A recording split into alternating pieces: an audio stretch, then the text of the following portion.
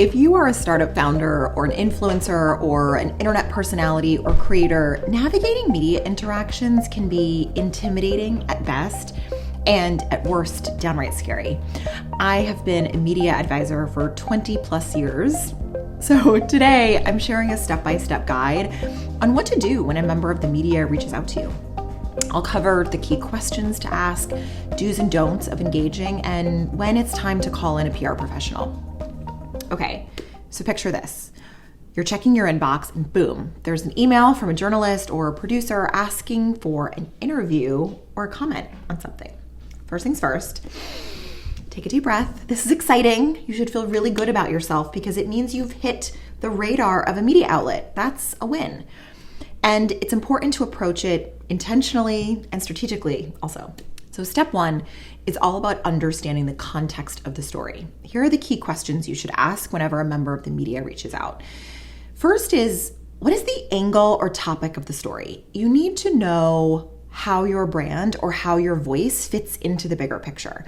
This question allows you to prepare for potential challenges or questions that might put you in a negative light.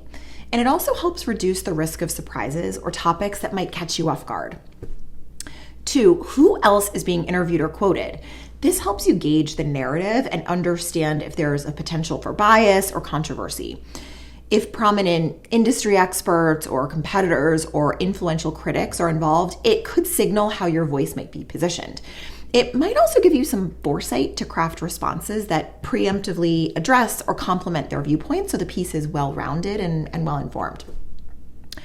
3, what is the intended publication date or what's your deadline? This question will tell you how much time you have to prepare or decide if you need to decline. Both you and the reporter want the story to be accurate and you want the story to be substantive. So it's in both of your best interests to make sure you have enough time to gather the right information or, coordinate internally if needed. And this question also shows that you know that they work under tight deadlines, and it just demonstrates professionalism and care. 4, where will the story be published? Knowing if it's going out in a major outlet or a niche trade publication, it helps you frame the altitude of the messaging. Sometimes you can tell just from the email signature of the person who's reaching out, but sometimes investigating teams work together on pieces that might end up in multiple outlets, or more often than not, you have a freelancer who's working for multiple publications that are in the mix. And don't forget, you can always ask for more details. Don't feel pressured to respond with an answer or commit immediately.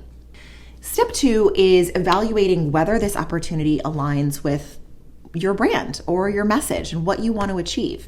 Here's where you could ask yourself questions like, does this align with my goals? If the story doesn't match your vision, it's totally okay to pass. Or you could potentially respond with a written statement depending on, the issue at hand. 2, what's the risk to reward ratio, right? A great feature can totally elevate your profile, but a negative piece can be damaging basically in perpetuity. And sometimes the story might sound great on the surface, but it could be digging into topics you're not ready or able even to discuss publicly due to legal issues. And so that's why due diligence is really key. Now, let's break down some do's and don'ts of engaging with the media. So do's, stay professional, stay polite. Whether or not you decide to proceed with the interview, professionalism always counts, especially if you want to be a source or somebody that reporter trusts. Be honest about your availability. If you need time or you've got to check in with your team, just let them know. Ask for questions in advance. Not every journalist will provide them, but it never hurts to ask. Don'ts. Don't respond immediately just out of pure excitement. I get it, you're excited, but take a moment to plan your response. Don't ever go off the record without clarifying. Off the record has specific boundaries and it should be very clear to both parties.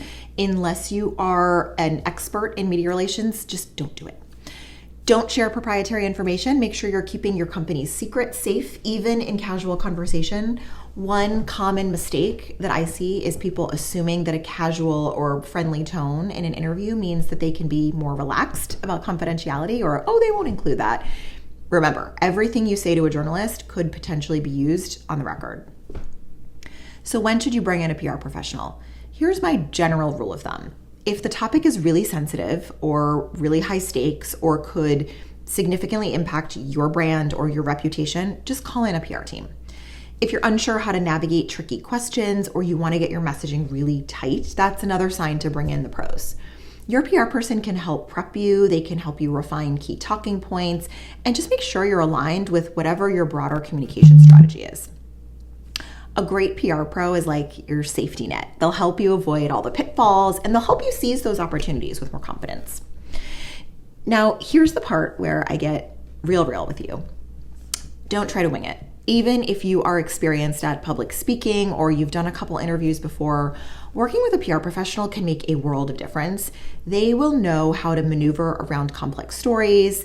They may have worked with all these reporters before. They'll know how to handle follow-ups and even manage potential fallout if things don't go as planned. Media outreach can be an incredible opportunity to amplify your brand and reach new audiences, but it also needs to be approached with care and with strategy and with preparation. Remember, ask the right questions, evaluate the opportunity carefully, and don't hesitate to bring in a PR expert when needed. I hope these help you feel more confident when that media request lands in your inbox.